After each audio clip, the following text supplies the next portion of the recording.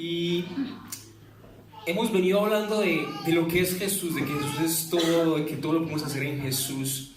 Y a veces estamos viviendo un cristianismo que está un poquito separado de la realidad que debemos vivir. Y el reto que yo tengo como pastor y como líder en esta iglesia es ayudarles a ustedes y a mí mismo también a caminar en la plenitud de lo que es la vida en Cristo. La Biblia dice: conoceréis la verdad y la verdad os hará libres. Tenemos que conocer la verdad para poder ser libres. Tenemos que saber qué es lo que en realidad somos. Tenemos que conocernos como Dios nos conoce, y tenemos que conocer a Dios como Él es de verdad. No con cosas que de pronto hemos aprendido que no están bien. No de pronto con conceptos errados de lo que es la palabra de Dios. Algo muy importante que hemos venido estudiando con los jueves en el grupo Fire, hemos estado hablando de los pactos. ¿Quiénes han estado en los pactos? Y hemos hablado que la Biblia, hay muchas formas de definir la Biblia. Alguna gente dice: la Biblia es la carta de amor para ti, ¿sí? Pero eso es raro, porque es una carta de amor con muchas guerras y con mucha sangre y con muchas leyes extrañas. Sí, entonces, imagínate que tu novio, tu esposa te mandara una carta donde te cuenta puras historias terribles de guerra, ¿cierto? Es como medio rara esa carta de amor. La Biblia, de realidad, la Biblia no es una carta de amor. La Biblia no es una carta de amor. La Biblia tampoco son instrucciones morales o éticas. Sí, la Biblia tiene instrucciones, la Biblia tiene cuestiones morales y éticas, pero la Biblia es más que eso. La Biblia es el registro de los pactos que Dios ha hecho con la humanidad. Dios es un Dios de pactos. Yo quiero invitar a mi esposa que venga un segundito acá. No tienes que decirla. Entonces, mi esposa y yo estamos en un pacto de matrimonio. Lo importante de los pactos es que los pactos definen la relación, ¿sí? Un pacto define una relación. Yo tengo una relación con mi esposa que está definida por el pacto que tenemos como esposos. Entonces, dentro de ese pacto, yo no miro y no deseo más mujeres, y mi esposa no mira ni desea más hombres. Y somos el uno para el otro, en las buenas y en las malas, en la salud y en la enfermedad. ¿Renovamos cuánto tiene vez? Puede besar a la novia. Y ese pacto que tenemos define nuestra relación. Gracias. Si tú no tienes un pacto con otra persona, pues no hay una relación definida, pero el pacto define la relación. Y es lo mismo, nuestro pacto con Dios va a definir nuestra relación con Él. Por eso tenemos que entender en qué pacto estamos con el Señor. Y nosotros, de pronto, si tú llevas un tiempo en la vida cristiana, de pronto te has acostumbrado a que tú dices: bueno, está el Antiguo y el Nuevo Testamento. Y ustedes han escuchado la palabra Antiguo Pacto y Nuevo Pacto. Entonces la gente piensa: el Antiguo Testamento es el Antiguo Pacto y el Nuevo Testamento es el Nuevo Pacto. ¿Es eso cierto? No es cierto. ¿Por qué? Porque el Antiguo Pacto solo está hablando del pacto de Moisés. ¿Saben quién es Moisés? Hay varias personas en la Biblia, y uno de los personajes es Moisés. Entonces, primero tenemos que entender que hay muchos pactos en la Biblia. Dios hizo un pacto con Noé y con la humanidad cuando dijo, después del diluvio: no volveré a destruir la tierra con un diluvio. E hizo un pacto con Noé. Y ese es un pacto que en la antigüedad se llama un pacto de otorgamiento. ¿Qué significa un pacto de otorgamiento? Un pacto que simplemente Dios hacía un pacto sin condiciones, por su bondad, y la gente no tenía que hacer nada. Dios no le dijo: mira, yo hago un pacto contigo, pero si de pronto un día te emborrachas y te desnudas, se acaba el pacto. No, Dios no le dijo eso, ¿cierto que no? Era un pacto incondicional. Un pacto de otorgamiento es un pacto incondicional. Y luego Dios hace otro pacto de otorgamiento con Abraham y le dice: yo te voy a bendecir y tú serás bendición para todas las naciones. Y dice que Abraham tuvo fe, creyó y le fue contado por justicia. Y ese pacto, Abraham no tenía que hacer nada. Dios iba a cumplir ese pacto independientemente de lo que Abraham hiciera o dejara de hacer. En ningún momento Dios le dijo: bueno, yo voy a hacer este pacto contigo, pero si algún día a ti te da miedo y mientes acerca de tu esposa, se acaba el pacto. No, de hecho eso fue lo que hizo Abraham en 2 ocasiones. llegó a cierto lugar, llegó a Egipto y después llegó donde el rey Abimelech y le dio miedo de que le quitaran la esposa porque era muy bonita. Nosotros los que tenemos esposas muy hermosas sabemos lo que es eso. Pero él dijo mentiras. Él dijo, no, es mi hermana. ¿Sí? Pero aún así, eso que él hizo, que estuvo mal, eso no invalidó el pacto. ¿Por qué? Porque era un pacto de otorgamiento, un tipo de pacto donde Dios dice, yo te voy a bendecir, no importa. ¿Por qué? Porque es mi decisión, es incondicional. Y ese es el mejor pacto que hay. Y después Dios hizo otro pacto parecido así con David, que le dijo, voy a establecer tu reino, tu trono, y de tu descendencia vendrá el Mesías. No le dijo, si algún día tú cometes adulterio y matas al esposo de tu amante, te va a quitar el pacto. No, de hecho eso fue lo que hizo David, y Dios siguió con el pacto. Eso es lo más interesante de este pacto. Pero el pacto de Moisés, el antiguo pacto, que eso es lo que la Biblia se refiere en el Nuevo Testamento del antiguo pacto, el pacto de Moisés es un pacto diferente. Ese pacto no era un pacto de otorgamiento. Ese pacto era, en la antigüedad se hacían otro tipo de pactos. Entonces resulta que Dios llega y saca a Israel de Egipto y los trae al monte Sinaí y les dice, yo quiero que ustedes sean un pueblo de reyes y sacerdotes, que ustedes tengan relación, cada israelita tiene la oportunidad de tener una relación con Dios cara a cara. El problema es que los israelitas habían sido esclavos toda su vida en Egipto. Ellos tenían una mentalidad de esclavitud. Dígale al de lado, cuidado con la mentalidad de esclavitud. Y en esa mentalidad de esclavitud, ellos están acostumbrados a que les dieran reglas, les dijeran qué hacer y ellos lo hacían. Y después de que Dios le dijo al pueblo que ellos tenían que venir y acercarse a la montaña, ¿qué hizo el pueblo? El pueblo le dio temor. Porque dice, no, Dios es terrible, Dios debe ser como Faraón, es malo. Sí, vieron la nube en el monte Sinaí, los truenos, y les dio miedo y le dijeron, Moisés, no, nosotros no queremos ir, vaya usted por nosotros. Entonces ellos rechazaron la relación por tener reglas y le dijeron, vaya, dígale a Dios qué tenemos que hacer y nosotros lo hacemos. Y rechazaron una relación íntima con Dios por tener una relación de reglas. Entonces Dios tuvo que hacer otro pacto. Ya el pacto de otorgamiento no iba a servir. Entonces Dios dijo, bueno, hagamos otro tipo de pacto. Y en la antigüedad había tres tipos de pactos. El de otorgamiento, que ya les dije. Estaba el pacto de afinidad. El pacto de afinidad era donde dos personas iguales hacían un trato, un pacto, y cada uno tenía ciertas responsabilidades y cumplir ciertas pocas reglas, como en un matrimonio. Eso es un pacto de afinidad, un pacto de paridad, dos personas iguales. Entonces Dios les hizo este pacto. Pero había otro pacto que era el pacto de vasallaje. ¿Saben la palabra? ¿Han escuchado la palabra vasallo? Vasallo es alguien que es como un esclavo, ¿sí? Alguien que inferior, que le sirve a alguien superior, y tú me obedeces o te mato. Y ese era el pacto de vasallaje. Pero entonces Dios le ofreció, ya que ellos no querían ser reyes y sacerdotes con Dios, sino que querían estar aparte y cumplir reglas, Dios le da a Moisés las tablas. Les da una tabla con los 10 mandamientos y tiene dos copias. Son dos tablas y son copias idénticas porque era un pacto. Sí, así como hoy vamos a la notaría y sacamos una copia para ti y una copia para mí cuando hacemos un contrato, en esa época también los pactos se hacían en tablas, y una tabla tenía los mandamientos y la otra era copia idéntica para cada parte. Pero el primer mandamiento decía, no adorarás a otros dioses, ¿cierto? Pero cuando baja Moisés de la montaña del monte Sinaí, ¿qué está haciendo Israel? Adorando un becerro que le pidieron a Aarón que le hiciera, diciendo, uy, este becerro fue el que nos sacó de Egipto. Y Moisés rompió las tablas diciendo, este pacto lo acaban de invalidar. No es porque tuviera un ataque de ira, no, porque él sabía, esta gente acaba de romper el pacto, tengo que romper las tablas donde estaba escrito ese pacto. Y ese pacto, Dios ya tenía el derecho, como ellos rompieron el pacto, Dios tenía el derecho de destruirlos. Y de hecho Dios dijo, Moisés, apártate y voy a destruir a este pueblo. Y Moisés le dice: no, Señor, acuérdate del pacto que tú ya hiciste con Abraham, el pacto de otorgamiento, que era un pacto incondicional.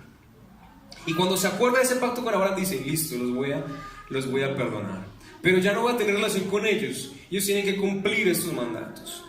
Y resulta que Israel no hizo un buen trabajo en los siguientes décadas de cumplir esos 10 mandamientos. Dios le tuvo que hacer otra copia a Moisés. Y ellos no fueron muy buenos en ese pacto de afinidad, no les fue muy bien. Entonces, cuando muere Moisés y entra Josué, entra un nuevo rey, Dios tiene la oportunidad de renovar o cambiar el pacto. Y entramos a lo que es el libro de Deuteronomio. Deuteronomio significa el libro de la ley. Y nos damos cuenta que este libro es un libro, Deuteronomio es un libro de un pacto, pero es un pacto diferente. Es un pacto, el que les expliqué ahora, un pacto de vasallaje. Es un pacto de bendiciones y maldiciones. Es un pacto donde dice: si tú obedeces vas a ser bendecido, si tú desobedeces vas a ser maldecido. Dios tuvo que cambiar el pacto porque el pueblo no era capaz con ese pacto que tenía, y les dio un pacto de vasallaje. Pero ese no era el ideal de Dios. El ideal de Dios siempre ha sido el jardín del Edén, donde solo había una regla muy fácil de cumplir: no comas del árbol, ¿cierto? Ellos podían decorar el árbol, ellos podían hacer columpios en el árbol, ellos podían escalar el árbol, pero no podían comer del árbol.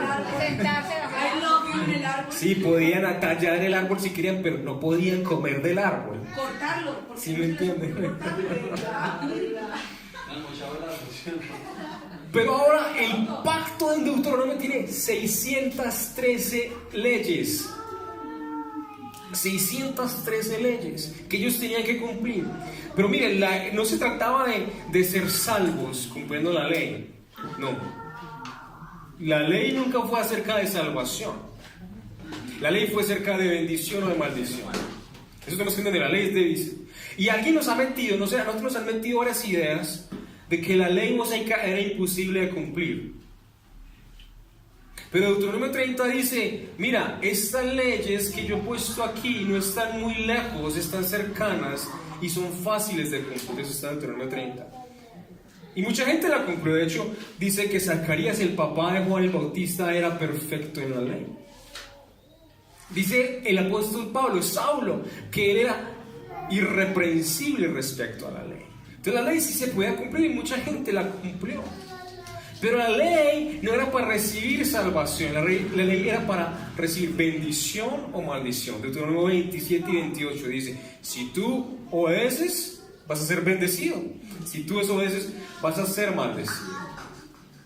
Y la ley tenía un montón de leyes acerca de comportamiento, pero también acerca de sacrificios, de cómo acercarse a Dios, de cómo traer ofrendas, sacrificar animales, de cómo hacer ciertas cosas. Y era un montón de cosas. Y tú vas a Deuteronomio y habla de los tatuajes, y habla de cómo te vistes, y habla de no comer estas cosas, ¿sí?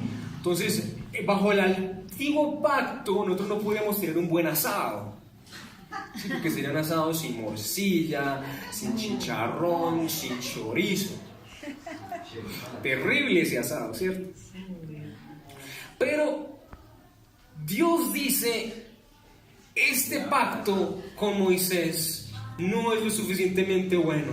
Y entonces llega Jesús, y Él es el mediador de un nuevo pacto. Y Hebreos 8:13 dice que el antiguo pacto se hizo obsoleto y debía ser reemplazado por uno nuevo, y lo que es obsoleto está pronto a desaparecer. Eso dice el escritor de Hebreos, que el antiguo pacto estaba pronto a desaparecer. Y luego, en el 70 después de Cristo, viene el ejército romano con Tito y destruye la ciudad de Jerusalén y destruye el templo de Jerusalén. Y cuando el templo de Jerusalén es destruido, todo el sistema de sacrificios, todo el sacerdocio, todos los sacerdotes son asesinados, todos los registros genealógicos de los sacerdotes de Aarón, los levitas, son destruidos, de tal manera que ya no puede haber nuevo sistema del templo. ya no pueden restablecer el sacerdocio como está establecido en la ley. Y en el 70 después de Cristo, definitivamente se destruye lo que quedaba del antiguo pacto. Y eso es lo que profetizó Jesús, y eso es lo que hemos enseñado esos viernes en el grupo Fire, como el jueves, como el Señor, incluso en Mateo 24, está profetizando la destrucción de Jerusalén, y cómo viene todo esto a cambiar las reglas. Y hay un nuevo pacto, y este nuevo pacto ya no es un pacto de vasallaje, y no es un pacto de afinidad, es un pacto de otorgamiento, así como el que tenía Noé, así como el que tenía Abraham, así como el que tenía David. El pacto que tú y yo tenemos hoy en día es un pacto de otorgamiento. No depende de lo que hagamos. Mira, y es tan tremendo esto que Dios dijo, ¿sabes qué? Con la historia que tenemos, los humanos no van a poder cumplir su parte del pacto. Entonces Jesús dijo, listo, como ellos no van a poder cumplir su parte del pacto, yo voy y la cumplo por ellos. Y en el antiguo pacto Moisés era el mediador entre Dios y el pueblo detrás de él, pero en el nuevo pacto Jesús es el mediador entre nosotros. Y Dios no hizo un pacto con nosotros, de hecho. Dios no hizo un pacto con la iglesia, Dios no hizo un pacto con los humanos, Dios no hizo pactos con nación. Dios hizo un pacto con Jesús, con su propio Hijo. Y ahora nosotros estamos en Cristo, y al estar en Cristo estamos en ese nuevo pacto. Eso significa que tú tienes una opción: o tú estás en Cristo o tú estás en Adán. Y tú tienes la decisión de en qué pacto vas a vivir. Vas a vivir un pacto de perdón, donde Cristo ya fue el Cordero de Pascua que trajo perdón de pecados. O vas a vivir en un pacto diciendo no el de Moisés. Y ese es el problema: cuando no entendemos los pactos, empezamos a mezclar antiguo y nuevo pacto. Y tú le das esta Biblia a alguien nuevo y si tú no entiendes los pactos, tú vas a pensar, uy, ¿cómo así? Esto en Deuteronomio dice, entonces yo no me puedo poner tatuajes, entonces yo no puedo comer cerdo, entonces yo no me puedo poner, ¿cómo así? Ahí dice que no me puedo poner ropa de dos telas diferentes, entonces yo tengo una camisa de poliéster algodón, ¿estoy en pecado? Ahí dice que si una mujer ¿cómo así? Que una mujer por accidente le toca los testículos a un hombre, le tienen que cortar la mano a esa mujer. Todos los del metro. Y entonces empiezan a salir ciertas tradiciones, ciertas religiones, ciertas iglesias que empiezan a tratar de vivir conforme al antiguo pacto y a traer las reglas del antiguo pacto y aplicarlas hoy. Y se empieza a hacer una mezcolanza terrible. Y no entendemos el nuevo pacto, no entendemos que es un pacto de perdón incondicional, que lo único que tenemos que hacer es estar en Cristo, no tenemos que seguir reglas. De hecho, Pablo lo dice en 2 Corintios, tú puedes comer lo que quieras, pero si tú eres débil de conciencia, entonces no lo comas. Pero si tú lo quieres comer, hágale, papito, mata y coma. Eso está sabroso. Porque el reino de Dios no se acerca de comida, no se acerca de qué fiestas, de qué días guardas. Eso eran sombras, que eran ejemplo. Pero ahora tenemos libres. Todo lo puedo hacer, no todo me conviene. Todo me es lícito, exacto. todo me conviene. No todo me conviene, pero yo lo puedo hacer. Y tenemos esa libertad porque estamos en Cristo, en un nuevo pacto. Y ese nuevo pacto es espectacular. Y en ese nuevo pacto solo hay una ley, que es la ley del amor. Amén. Jesús dijo, un nuevo mandamiento. Él no dijo 613 mandamientos, 1575 mandamientos. No digo, uno solo mandamiento les doy: que se amen los unos a los otros como yo los he amado. No es ni siquiera como el prójimo. Esa el antiguo pacto. Jesús dijo, en esto se resume la ley y los profetas, o sea, el antiguo pacto, en amarse el uno al otro como se ama a sí mismo. Aquí Jesús dice, no, vamos a amarlos, ustedes se van a amar como yo los he amado, incondicionalmente, entregándolo todo, de todo corazón, sin reservas. No importa qué hiciste, sin reservas. No importa qué hiciste, yo te voy a amar. Esa es la ley del nuevo pacto. Y Dios quiere que aprendamos a vivir en ese nuevo pacto. Y ese nuevo pacto es el que tenemos que predicar. Entonces, yo aquí traje algunas cositas. Van a preparar el almuerzo. Tranquilo que no voy a tirar nada. Te traigo un babero. Bueno, ¿qué es esto? ¿A quién le gusta la Coca-Cola? Hay que orar por ellos. Pero mire, resulta que la Coca-Cola es la Coca-Cola es uno de los productos más vendidos en el mundo. Usted puede ir a cualquier parte del mundo y pide una Coca-Cola. Y así sea en el África, usted puede estar en una tribu en el África metido y usted pide una Coca-Cola. Le dicen, ya ven. Y sale un muchacho corriendo, corre 6 horas y se devuelve 6 horas, pero te trae la Coca-Cola. Más o menos, más de 1.600 millones de botellas se consumen. Por minuto. Se consumen al día de Coca-Cola en el mundo. Sí. 1.600 botellas de Coca-Cola se consumen al día en el mundo. Coca-Cola en el mundo tiene más de 100 millones de trabajadores, de empleados, como empresa global. Y ellos empezaron, eso empezó en una farmacia, era un farmacéutico a finales de 1800, más o menos 1885, 83. Y ellos tenían, él se inventó esto. La receta original tenía Coca-Cola, era un poquito, cocaína, perdón, era un poquito más adictiva. Y se esparció por todo el mundo. Yo no sé si ustedes conocen la historia de la nueva Coca-Cola. Por ejemplo, esta aquí dice sabor original Coca-Cola. De hecho, este logo es el logo original. O sea, esa tiene cocaína. No, yo sé si eso sería ilegal. Digamos la original ¿Por qué dice sabor original? Les voy a contar una historia. Resulta que en 1985 Coca-Cola estaba perdiendo segmentación de mercado con Pepsi. Y el presidente de Coca-Cola estaba muy preocupado porque Pepsi estaba ganando más terreno en el mercado, ¿cierto? Y él dijo, tenemos que hacer algo, y a él se le ocurrió cambiar la fórmula de Coca-Cola y mejorarla. Ponme la foto que puse, por favor.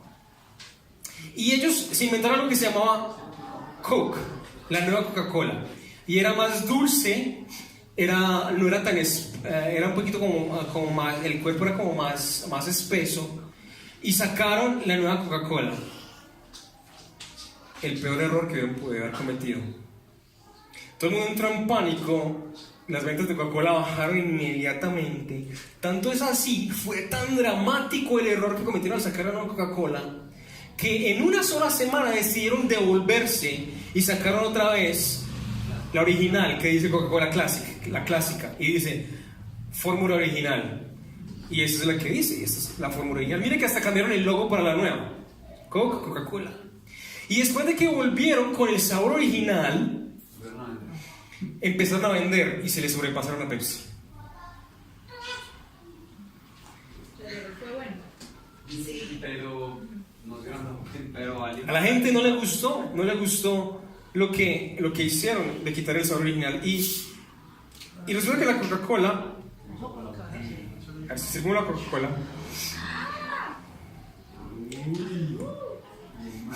Si yo a alguien le ofrezco esto, ¿se lo tomaría? ¿Sí? Este es de Coca-Cola. Pero resulta que a nosotros se nos entregó un evangelio con una fórmula original. Y resulta que era el nuevo pacto, pero hay gente que le encantan las reglas, le encanta el antiguo pacto. Y en la época del evangelio, resulta que habían unos que llaman judaizantes. Y los judaizantes querían traer cosas del antiguo pacto y metérselo al nuevo pacto. Y decían, no, se tienen que circuncidar, los nuevos cristianos también se tienen que circuncidar y no pueden hacer, no pueden comer cosas ofrecidas a los ídolos y cuidado con comer cosas de sangre. Entonces ellos decían, no, es que es más dulce así, entonces le echaban más azúcar a la fórmula original. Bueno, pero había otra gente que decía, no, pero es que eso no es suficiente. Nosotros tenemos que seguir con ciertas tradiciones de nosotros y no podemos dejar que las mujeres enseñen, ¿sí? Nos encanta el machismo. La gente dice, nos encanta el machismo. No podemos dejar que las mujeres enseñen en la iglesia. Entonces, digamos que eso es como comino. No dejemos que las mujeres enseñen en la iglesia. Pero ¿saben qué? No, eso le falta algo, a ese evangelio le falta algo. Tenemos que empezar a mezclarle otras cosas. Entonces de pronto vienen las religiones paganas, romanas, y le empiezan a meter tradiciones de hombres. Eso es como salsa picante. Sí, ahí está. Entonces vamos a adorar a los santos y necesitamos interceder a través de los santos y hacer otras cuestiones. Pero la cuestión no se queda ahí. Luego llega gente y dice, no, ¿cuál eso? Eso es muy católico. ¿Sabe qué? Hagamos una reforma. Y en la reforma empezamos a hablar, llega alguien llamado Calvino y dice, no, vamos a hablar más de la soberanía de Dios. Y hacer un énfasis extravagante en la soberanía de Dios. Es salsa picante el diablito, sí, esa es. El habanero. Esto tiene que ser. Ese es el calvinismo, vean. ¿Quién se quiere tomar esto? No, gracias. El pastor. Y empieza a meterle cosas. Y luego por allá en el siglo XIX salen con otras teologías y dicen, no saben que los milagros, las sanidades, eso era para la época de los apóstoles. Eso ya no es para esta época, eso era para allá. El cesacionismo. Vamos a ver qué es el cesacionismo. ¡Ajo! Poquito de agua ahí para meterle. A ver, revolvamos esto. ¿Cómo está este cristianismo de ahora? 50 para que se lo tomes. Y luego, por allá también en el siglo XIX dicen, no, ¿sabe qué? La iglesia no es como decía antes, que es una iglesia, un reino que se expande, sino que es un reino que va de para abajo. Es un reino que va de para abajo y el Señor tiene que venir porque es que va a venir un anticristo. Va a venir un anticristo y va a haber una gran tribulación y eso nos van a... La mejor dicho, Dios se tiene que llevar la iglesia, eso es pimienta molida, vea. Cosas que no están en el evangelio original se las empiezan a inventar. Y luego dice, no, a la gente le encanta. Y dice, no, Dios sí, Dios es Dios de pactos, pero Dios es un pacto. No, Dios no hizo un pacto con Jesucristo, Dios hizo un pacto con naciones. ¿Sí? Entonces llegan los gringos y dicen, no, Dios hizo un pacto con Estados Unidos, Laurel. No, Dios hizo un pacto con Israel. El pacto de Dios con Israel sigue vigente. El sionismo, el nacionalismo, entonces, que es otra forma de racismo, de que hay unas razas, unos pueblos mejores que otros. Ya no somos todos un solo hombre en Cristo. Y ahí está la mezcla. Le tocó, pastor. ¿Quién se quiere tomar esto? David. Ahorita lo repartimos con los vasitos de la Santa Cena. Con razón la gente no quiere tomarse esto. Con razón el mundo no quiere tomarse esto. Porque es que esta no es la receta original. Esta no es la fórmula original. Lo que muchas veces estamos ofreciendo al mundo no es la receta original del cristianismo que fue entregada a los santos una vez. Es un montón de teologías y tradiciones de hombres. Y Jesús le dijo, ustedes invalidan la palabra de Dios por guardar las tradiciones de los hombres. Tenemos que volver al evangelio original. Tenemos que dejar de vivir como si esto fuera normal. Esto no es el cristianismo normal. El original estaba en esta botella. Tenemos que empezar a sacar excusas, dejar de sacar excusas en nuestra vida y empezar a vivir como con la ley del amor solamente. Amén. Dejar de traer cosas e imponer cargas en la gente. De hecho, hasta la iglesia primitiva lo dijo: no le vamos a imponer a los gentiles cargas que ni siquiera nosotros hemos podido llevar. No podemos estar imponiéndole a la gente. Y me encanta el testimonio de Andrea.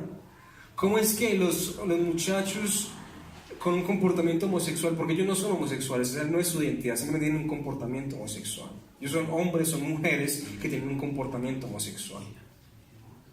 ¿Cómo es que ellos se sienten juzgados y rechazados por la iglesia?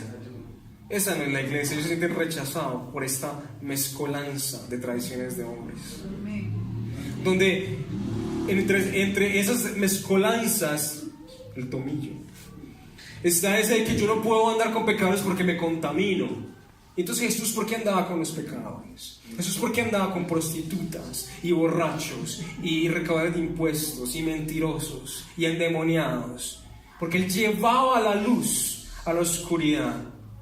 Pero no nos podemos creer esa mentira de que nosotros tenemos que resguardarnos dentro de las paredes de la iglesia. Tenemos que volver al evangelio original de amar sin condiciones. Y el amor se demuestra en acción. El amor se demuestra en tus actitudes. Tu amor se demuestra en cómo tratas a los demás. Y en no juzgar, sino en aceptar y expandir el amor del Padre. Tenemos que dejar de traer cosas que no son verdaderas y dejar de estar mezclando pactos y decir: Señor, dame una revelación de lo que es el nuevo pacto, una revelación de lo que es estar en Cristo. Y es dejar de rechazar a la gente porque está tatuado, porque tiene un piercing, o porque no se comporta, porque no tiene nuestra idea de lo que es ser un cristiano. Muchas veces tenemos ideas de lo que es ser cristiano, pero no son ideas bíblicas, son ideas culturales.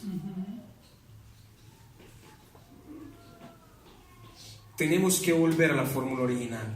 Dígale al de lado: tenemos que volver a la fórmula original. Y la fórmula original es un evangelio sobrenatural, no es un evangelio de palabra, es un evangelio de poder, de demostración del poder de Dios. El evangelio original no es un evangelio que se queda dentro de la iglesia, es un evangelio que va afuera y tiene un impacto. El evangelio original, sobre todo, es un evangelio donde tú te sientes amado y sabes que eres hijo, que eres hija y que Dios está complacido contigo. ¿Por qué? Porque mucha gente puede vivir, sí, sabiéndose la Biblia, sabiendo la teología, pudiendo orar por los enfermos, haciendo impacto, pero al final del día no saben cómo se siente Dios acerca de ellos. ¿Será que Dios sí se agrada de mí? ¿Será que Dios sí está contento conmigo? ¿Será que la embarré? ¿Será que sí? ¿Será que no?